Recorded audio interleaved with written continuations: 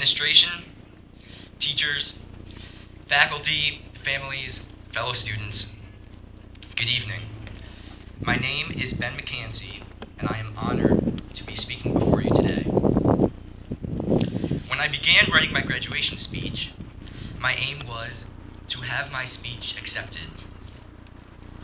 Thus, taking into account the wisdom and high standards of those who would be judging it, I ventured to structure my speech around a meaningful metaphor. Life is like a Rubik's Cube. Solve it. Life is like Mario Kart. Sometimes it drops you some slippery bananas, and other times it leads you eagerly into a mystery box. I remembered something my mom always said. Life is like a box of chocolates. You never know what you're going to get. And I tried throwing in quotes by intellectual greats. However, I didn't even know what half of those quotes meant. I'm horrible at Mario Kart. I have yet to solve a Rubik's Cube, and Forrest Gump's accent should really be left for Tom Hanks to do. So I concluded that it would be better to concentrate on something that I could actually understand. And after much careful thought, I decided that beyond any doubt, what best symbolizes this moment, what best symbolizes here, now, today, is the song Friday by Rebecca Black.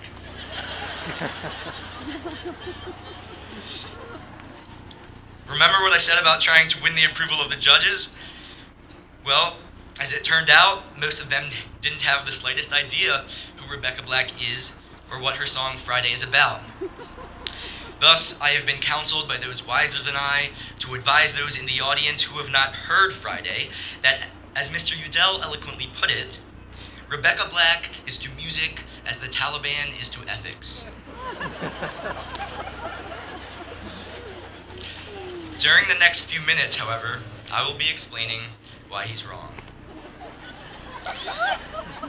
Many of us know that Friday was one of the most watched internet videos of last year, and this alone is testimony to Rebecca Black's sheer brilliance. Millions of people clicked on the song Friday, and it was, obviously, to tune in to hear Rebecca's enlightening, wise words. Her audience stretches over many ages, but I will argue that this song is most suited for us, my fellow seniors. Believe it or not, this song is a perfect illustration of the perspective of a graduating senior. It's evident even from the very first lyrics of the song, where Rebecca wakes up at 7 a.m., goes downstairs, and has cereal. Did we as seniors have cereal in the morning?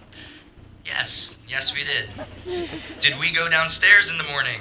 Why, yes we did.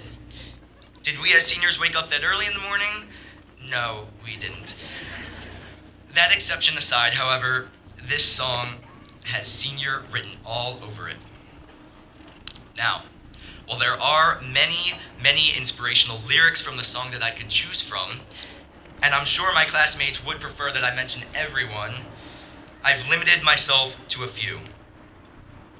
So, first, Rebecca makes this astonishingly sophisticated observation that can only be described as a pearl of sheer wisdom. Quote, "Yesterday was Thursday," unquote. William Shakespeare, who, let's just be honest, does pale a bit next to the poetic genius of Rebecca Black, stated, quote, "Reflection is the business of man. A sense of his state is his first duty," unquote. So, I invite you, class of 2012, to look back at Thursday with me and reflect on the things and people who helped you to make it here, helped you to make it to this Friday. First of all, families, thank you for always being there. Administration, faculty, teachers, thank you for always being there. Guidance counselors, thank you for always being there. School custodians, thank you for always being there. Bus drivers, although I often wished you were there about 10 minutes later, thank you for always being there and for stopping during the many mornings we had to chase after you down the streets in front of our houses. Emphasis on we, because that wasn't just me, right? That was all of us? Good. Coaches, Thank you for always being there.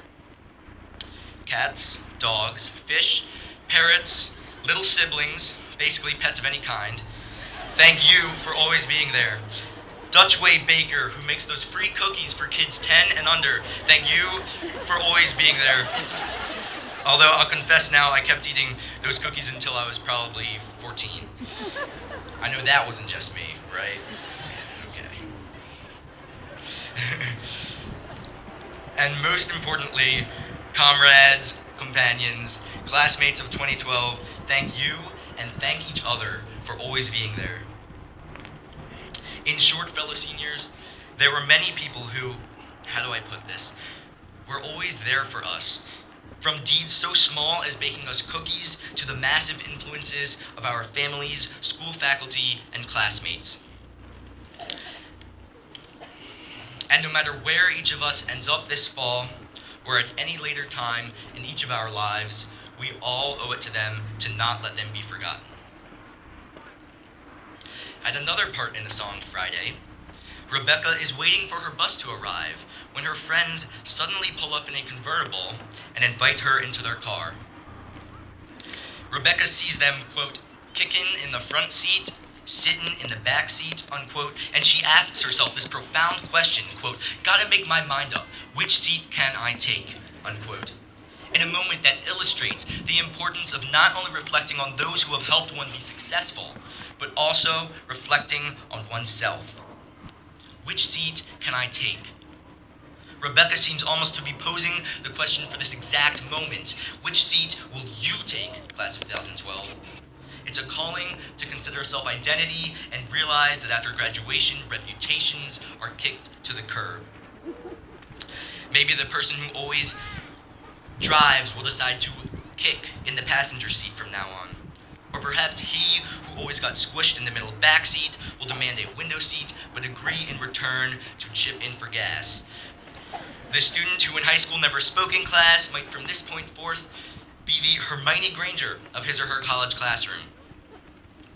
Likewise, he who acquired a reputation for missing the bus every day and being late to school in the mornings could maybe, hopefully, change his ways so that he doesn't carry that reputation with him to college. Either that or he could just not schedule any morning classes. But I think the message is clear. So, as Rebecca Black did before entering that $80,000 convertible that her 14-year-old friends could somehow legally drive to school, never mind afford, might you, before entering what certain wise men call the real world, consider what seat you will take, who you want to be, and make the most of this opportunity to start anew.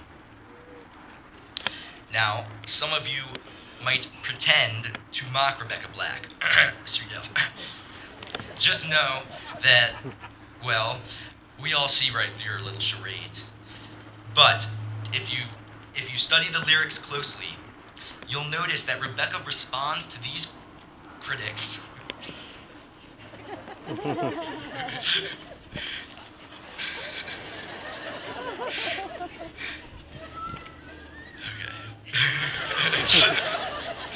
Rebecca responds to these critics with a subtle yet potent message.